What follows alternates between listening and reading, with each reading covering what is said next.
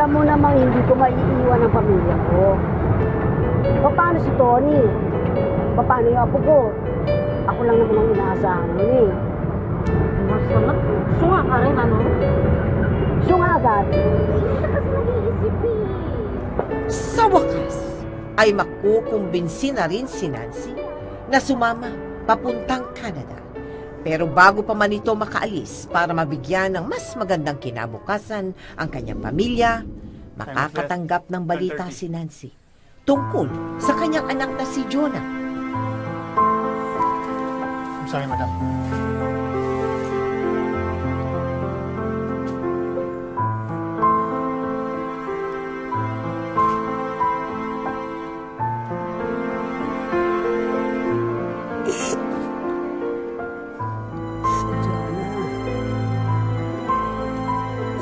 Jonah! Jonah!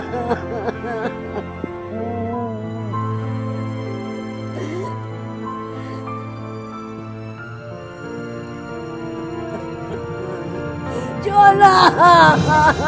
Jonah!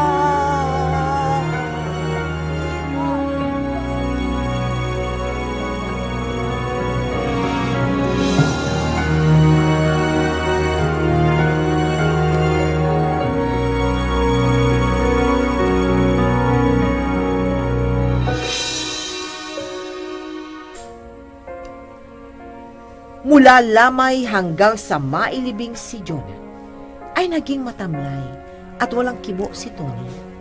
Magiging masakitin din ang apo nilang si Angel.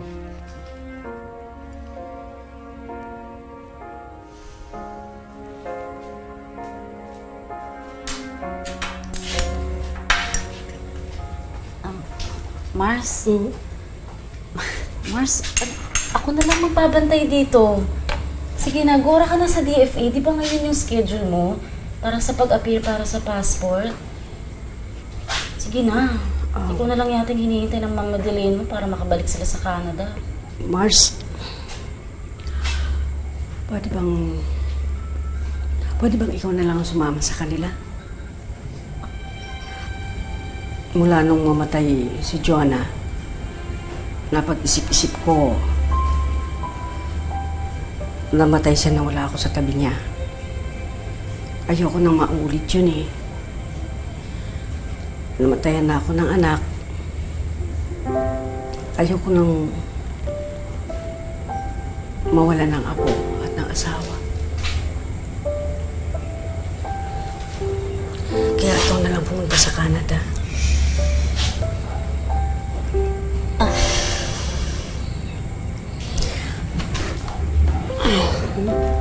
Apo, narinig mo sinabi ng lola. Hindi na ako aalis. Talaga po, Lola Mama?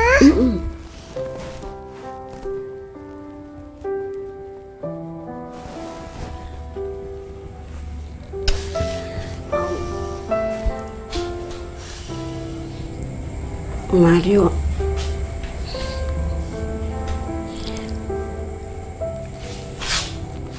huwag ka na rin malungkot, oh. Mula ngayon, hindi na kita iiwan. Maalagaan na kita. Siya nga pala, mayroon akong nakitang pwesto. Pwedeng paglagyan ng eatery. Alam mo, madali lang naman kitain ang pera eh, kung magsisipag ka lang. Pero kung yung mawalan ka ng mahal mo sa buhay, ayun ang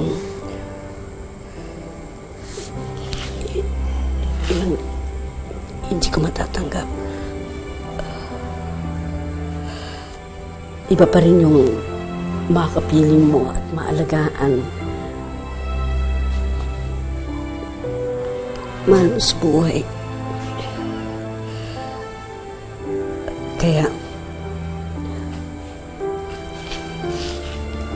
huwag ka na malulungkot, ha?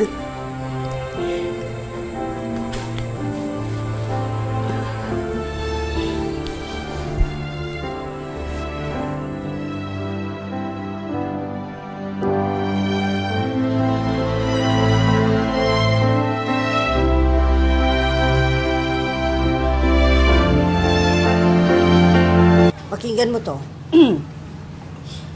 Dad is doing okay here in Winnipeg. You should see you should see how he smiles when I water my flowers every morning. He is also good to his caregiver, although he says that you are still the best for him. Once again, I will never get tired of thanking you for all the care and concern you gave while he was there. Hope your family is doing well. Faye. Tingnan mo nga naman ang panahon. Nay. Sige po, thank you po. Dati, ang tagal bago mo mabasa ang sulat. Ngayon, instant. Ay, ewan ko na ba. Ay, siya nga pala, magluluto na ako, baka dumating na yung mga customer eh. Siguradong... Bakit? Salamat, Salamat. Ano ka ba naman? Tungkulin nating mag-asawa ang alagaan ng bawat isa sa atin. Nung ikinasal tayo sa Bisaya, nangako tayo sa isa't isa na magiging caregiver tayo sa bawat isa sa atin. Kung ganyan, ha? Ayoko na ganyan ka. Alam mo, Tony, mahal na mahal kita. Alagaan kita, gagawin ko lahat para sa'yo. Kaya ko lang naman tinanggap yung kay Faye dahil gusto ko sumama sa kanya dahil gusto ko kumita para may pagamot ka, para makalakad ka ulit, para gumaling ka kaagad. Yun lang naman ang gusto ko eh.